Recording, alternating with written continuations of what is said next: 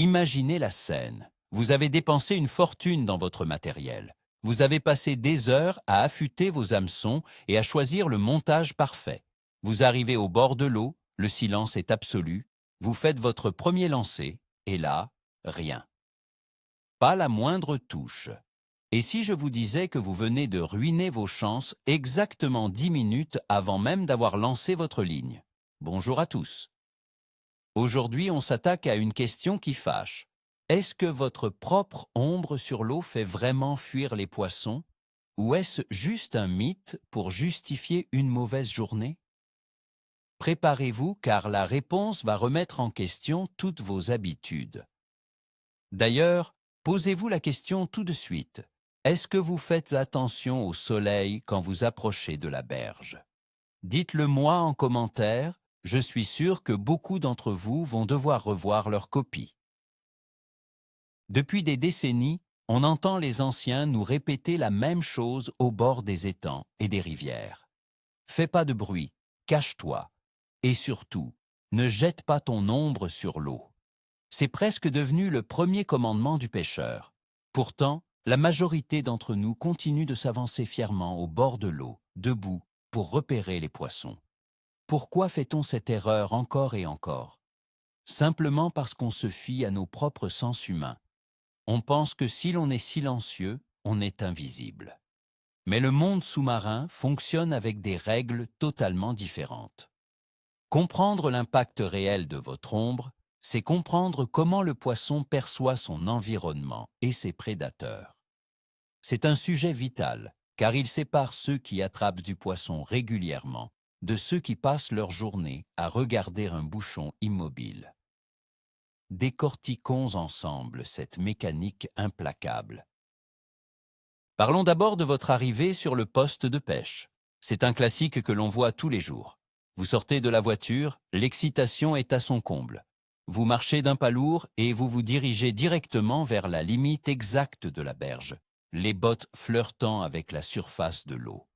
À cet instant, le soleil est dans votre dos. Vous vous tenez bien droit, la canne à la main, pour observer ce qui se passe. Mais avez-vous conscience de ce qui se dessine sur le fond de l'eau? Une silhouette sombre de plusieurs mètres de long vient de s'abattre sur la zone où les poissons se sentaient en totale sécurité. Pour vous, c'est juste le début de la partie de pêche. Mais pour les habitants de ce cours d'eau, c'est une alarme rouge qui vient de s'allumer. Vous n'avez pas encore mouillé le moindre fil, mais le mal est déjà fait. C'est cette erreur fondamentale que presque 90% des pêcheurs amateurs commettent sans même y penser, persuadés que seul le bruit du plomb dans l'eau compte. Il faut se mettre à la place du poisson pour comprendre ce phénomène. Dans son environnement, le danger vient principalement de deux endroits, des profondeurs avec les plus gros carnassiers et surtout des airs. Depuis la nuit des temps, le poisson a appris à se méfier du ciel. Les hérons, les cormorans, les balbuzards et autres prédateurs aériens utilisent tous la même technique. Ils se placent au-dessus de leur proie et frappent vers le bas. Et devinez quoi? Avant même que le bec du héron ne perce la surface, c'est son ombre qui le trahit. L'évolution a donc programmé le cerveau des poissons pour réagir instantanément à tout changement brusque de luminosité venant de la surface. Quand votre grande silhouette vient soudainement assombrir le fond de gravier où se repose une belle truite, elle ne se dit pas que c'est un sympathique pêcheur avec une canne en carbone.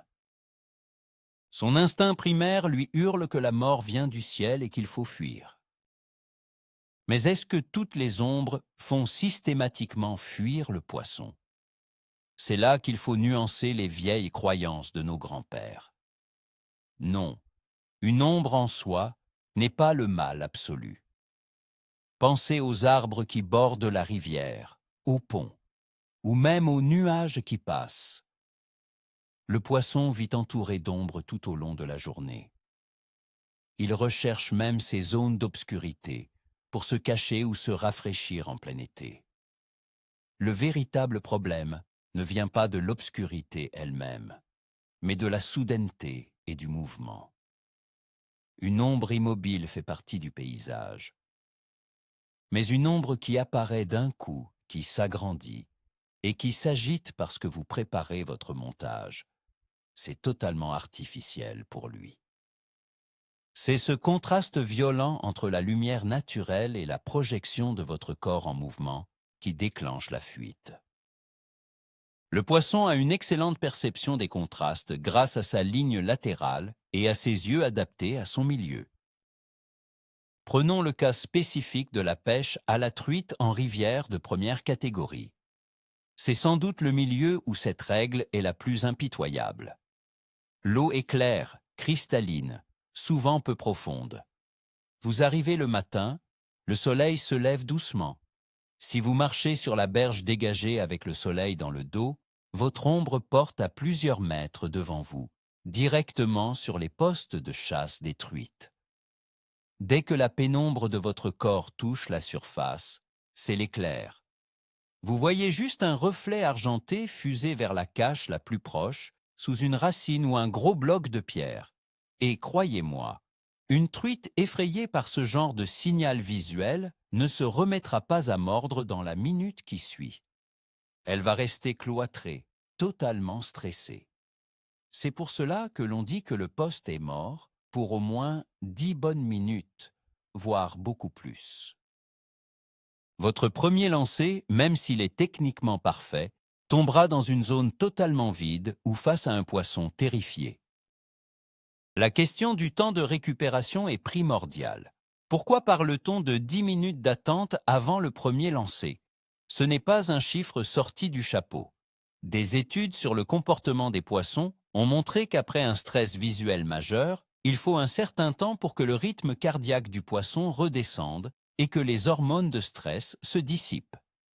Chez un carnassier méfiant, comme un gros chevesne ou un black bass adulte, cela peut prendre une bonne dizaine de minutes de calme absolu pour qu'il reprenne sa routine d'alimentation ou qu'il sorte de sa cachette.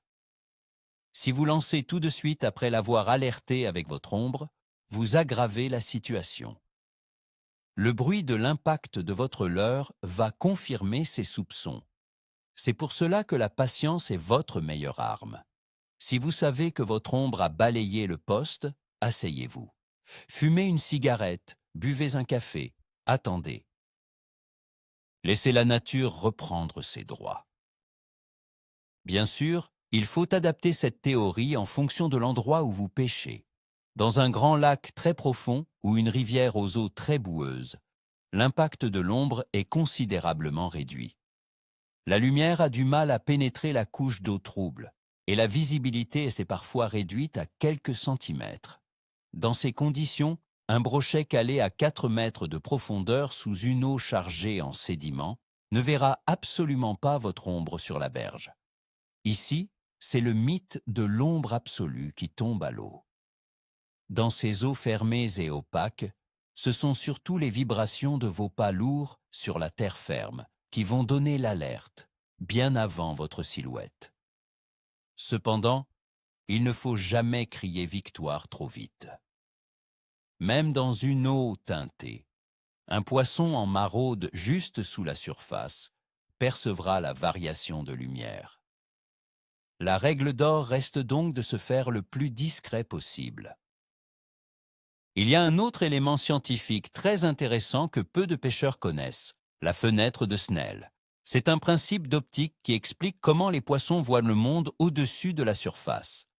À cause de la réfraction de la lumière, un poisson regarde vers le haut à travers une sorte de cône visuel.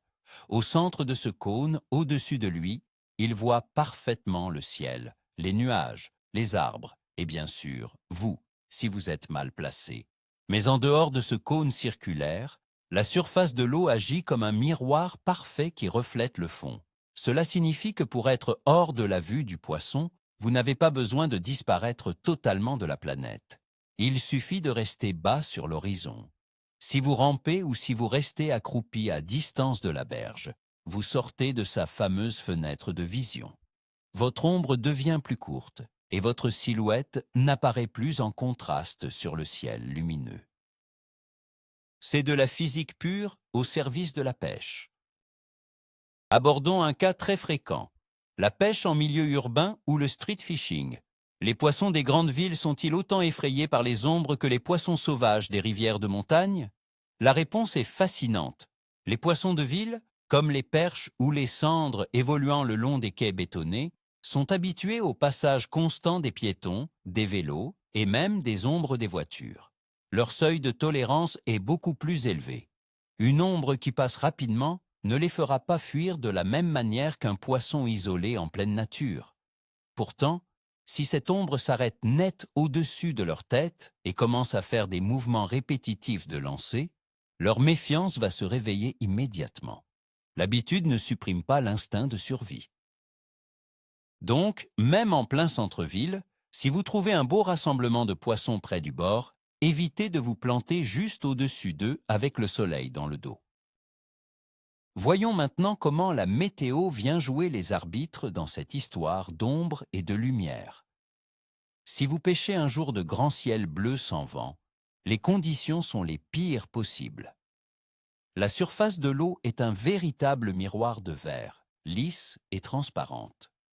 La moindre de vos ombres se découpe avec une netteté incroyable sur le fond. C'est dans ces moments-là que vous devez vous transformer en véritable ninja de la berge. En revanche, si le vent se lève et crée de petites vaguelettes à la surface, la donne change complètement. Ces rides sur l'eau agissent comme un prisme déformant. Elles brisent les rayons du soleil et fracturent votre ombre en 1000 morceaux. Le poisson perd cette perception nette du contraste. C'est l'une des raisons principales pour lesquelles les pêcheurs expérimentés adorent pêcher quand il y a une légère brise de surface. La nature crée elle-même un écran de camouflage qui vous permet d'approcher les postes beaucoup plus facilement. Parlons d'un détail qui fait souvent sourire, mais qui a toute son importance. Vos vêtements. Beaucoup de pêcheurs s'habillent de la tête aux pieds avec des motifs de camouflage militaire ultra sophistiqués. C'est très bien pour le style, mais posons-nous une question logique. Si vous vous tenez debout de tout votre long sur une berge nue avec un ciel éclatant derrière vous, pensez-vous que le poisson va se dire que c'est un arbre qui vient d'arriver? Absolument pas. Vu d'en bas, vous n'êtes qu'une masse sombre à contre-jour. Le camouflage sert uniquement si vous êtes adossé à un environnement qui s'y prête, comme une haie ou un bois sombre. Si vous êtes à découvert, c'est l'ombre projetée et le contraste qui vous trahiront, pas la couleur de votre veste. Il est bien plus efficace de porter des vêtements clairs pour se fondre avec la couleur du ciel quand on pêche à découvert, plutôt que de porter du vert foncé qui tranchera violemment. La technique de pêche que vous employez modifie aussi l'impact de votre ombre. Les pêcheurs à la mouche sont souvent les plus conscients de ce problème. Pourquoi? Parce qu'ils font ce que l'on appelle des faux lancers. C'est-à-dire que la ligne, la canne et le bras du pêcheur effectuent des mouvements de va-et-vient au-dessus de l'eau avant de poser la mouche. Si le pêcheur est mal positionné par rapport au soleil, ce n'est pas seulement son corps qui projette une ombre, mais toute sa ligne qui fouette l'air. Ce balai incessant d'ombres mouvantes est un signal de danger absolu pour n'importe quel poisson de surface. C'est l'équivalent d'un héron qui ferait des claquettes sur la berge. À l'inverse, un pêcheur opposé qui lance une fois et s'assoit tranquillement sur son siège produira une ombre statique que le poisson finira par accepter au bout de quelques minutes. Le mouvement est l'ennemi numéro 1 de la discrétion au bord de l'eau. Alors, comment doit-on aborder concrètement un nouveau poste pour éviter de tout gâcher 10 minutes avant le premier lancer? La première étape commence avant même de s'approcher de l'eau. Il faut repérer le soleil. S'il est devant vous, vous avez de la chance. Votre ombre sera projetée derrière vous, sur l'herbe ou la terre. Vous pouvez avancer avec un peu plus de confiance. S'il est derrière vous, les choses se compliquent sérieusement. La meilleure approche consiste à s'arrêter à 2 ou 3 mètres en retrait de la berge. Observez la surface depuis cette distance. Si vous devez lancer, faites-le en restant accroupi ou à genoux et en utilisant les herbes hautes pour casser votre silhouette. C'est une gymnastique qui n'est pas toujours très confortable, je vous l'accorde, surtout quand on a passé la cinquantaine. Mais entre avoir mal aux genoux et rentrer sans une seule écaille à montrer, le choix est vite fait si l'on veut vraiment prendre du poisson. Imaginons une scène très fréquente à l'aube. C'est souvent le moment préféré des gros carnassiers pour venir chasser dans très peu d'eau, littéralement à quelques centimètres de la bordure. Ils profitent de la pénombre matinale pour surprendre les petits poissons blancs. C'est le coup du matin par excellence. Vous arrivez, vous êtes pressé de lancer au large pour trouver de la profondeur. Vous avancez, votre ombre immense s'allonge sur l'eau peu profonde à cause du soleil naissant. En faisant cela, vous venez de marcher sur la tête du plus gros poisson du lac qui était là, à 1 mètre de vos bottes. Vous entendez alors un énorme bouillonnement dans les herbiers de bordure, et une vague puissante file vers le centre du lac. Vous venez de faire fuir le trophée de votre vie, simplement parce que vous n'avez pas pris le temps d'analyser la lumière et de peigner les bordures en restant en retrait. C'est une leçon amère que l'on apprend souvent à nos dépens. L'un des pires moments de la journée pour la gestion de l'ombre, c'est la fin d'après-midi, lors du fameux coup du soir. Le soleil rase l'horizon et les ombres s'étirent de façon démesurée. Une simple personne d'1,80 m peut projeter une ombre de plus de 10 mètres sur la surface d'une rivière placide. Si l'eau est calme, c'est comme jeter un voile noir sur la moitié du cours d'eau. Dans ce cas précis, si vous n'avez pas le choix de la berge à cause de la configuration des lieux, votre seule option est d'utiliser la végétation riveraine. Cachez-vous derrière le tronc d'un vieil arbre, utilisez un buisson épineux, fondez votre propre ombre dans une grande ombre naturelle déjà existante. Le poisson ne fera pas la différence entre l'ombre de l'arbre qui est là depuis des années et votre propre présence. C'est du mimétisme environnemental pur et simple, et c'est redoutablement efficace. Il y a aussi une erreur mentale que font beaucoup de débutants. Ils pensent qu'une fois que leur leurre ou leur appât est dans l'eau, le travail de discrétion est terminé. Ils se lèvent, s'étirent, font de grands gestes pour montrer quelque chose à leurs collègues de pêche. Mais si un beau spécimen est en train de suivre lentement votre cuillère ondulante, ou votre poisson nageur jusqu'à vos pieds, que va-t-il se passer? Au moment où il va arriver dans la zone de votre ombre portée, ou s'il perçoit votre mouvement brusque à contre-jour, il va faire demi-tour en une fraction de seconde, laissant derrière lui un beau tourbillon de frustration. Combien de fois avez-vous vu un beau poisson suivre jusqu'au bord, pour finalement refuser au tout dernier moment? Ne cherchez pas toujours la faute du côté de la couleur de votre leurre. Bien souvent, c'est votre propre silhouette gesticulante qui a provoqué ce refus de dernière minute. C'est pour toutes ces raisons qu'il est indispensable de repenser sa routine d'arrivée. Quand on arrive sur un spot, on ne commence jamais par lancer. On commence par regarder, écouter et analyser l'angle de la lumière. Si je m'avance ici, où tombe mon ombre? Si je lève ma canne pour ferrer, est-ce que ça va assombrir la fosse devant moi? Ce petit jeu d'échecs avec la nature prend au maximum 2 petites minutes. Mais ce sont ces 2 minutes de réflexion qui vous évitent de devoir attendre 10 ou 20 longues minutes que le poisson se calme après une erreur bête. La pêche n'est pas qu'une question de lancer parfait ou de matériel hors de prix. C'est avant tout la capacité à s'intégrer dans un écosystème naturel sans en perturber l'équilibre fragile. L'art de se fondre dans le décor est la compétence la plus sous-estimée de la pêche moderne. Certains pourraient argumenter que les poissons d'aujourd'hui sont de plus en plus éduqués, qu'ils ont vu passer tellement de leurres qu'ils connaissent la musique. C'est vrai, la pression de pêche est énorme sur de nombreux plans d'eau. Mais cette méfiance accrue rend la question de l'ombre encore plus capitale. Un poisson sauvage et naïf pourrait, à la limite, ignorer une ombre s'il est en pleine frénésie alimentaire. Mais un vieux poisson très éduqué, qui a déjà été attrapé et relâché plusieurs fois, analyse le moindre détail de son environnement. La moindre variation suspecte de luminosité suffit à lui clouer le bec pour la journée entière. Pour tromper ces spécimens hors normes, vous devez être irréprochable sur votre approche. Vous devez presque pêcher comme un sioux, en rasant le sol, en utilisant les ombres naturelles et en minimisant absolument tous vos mouvements superflus. D'ailleurs, parlons des moments où vous pêchez à 2 ou à 3. Vous avez pris toutes vos précautions, vous êtes parfaitement placé à genoux derrière les herbes. Et là, votre ami, plein de bonnes intentions, arrive en marchant normalement derrière vous pour vous demander si ça mord. En faisant cela, sa haute silhouette vient de projeter une ombre monumentale sur votre cou, ruinant tous vos efforts de discrétion en une seule fraction de seconde. C'est une scène qui finit souvent en petite dispute amicale au bord de l'eau. Quand on pêche en équipe, la discipline doit être partagée.